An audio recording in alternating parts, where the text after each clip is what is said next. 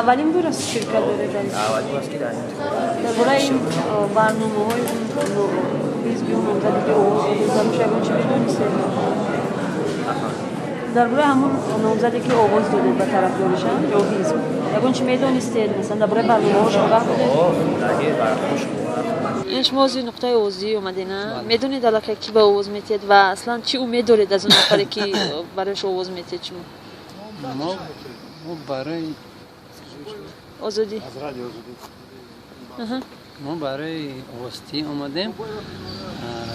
ما میخوایم که آواز دیم و اول میبینیم پیش نیاد میکنن هم خیلی چیزا رو میبینیم مثلا بعد آواز میتیم کدامش که مثلا سازواری هم خیلی میخواستید کدام مشکل شما جوانو حل شود با این پیشرفته همین مثلا کدام پرابلم چی پرابلم دارن از جوانو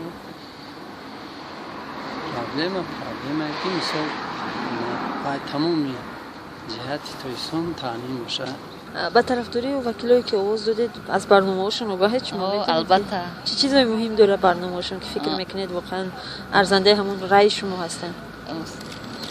همشون در سازندگی در پیشرفت و در شکوفایی اقتصادی ساحه‌های اقتصادی کشور در ساحه‌های فرهنگ معارف و چیز سهمگذار هستند و آنها با نقشه‌های سازنده و نقشه‌های باز نوی رو به نقشه گرفتند که اطمینان کامل داریم که سهم خود را آنها در این نقشه‌های گذاشتهشان میگذارند. از وکیلی که انتخاب کردید از وکیلی که انتخاب کردید چی امید دارید چی میخواهید کدام مشکلی جوان‌ها یا جوان دخترها را حل کنید بیشتر؟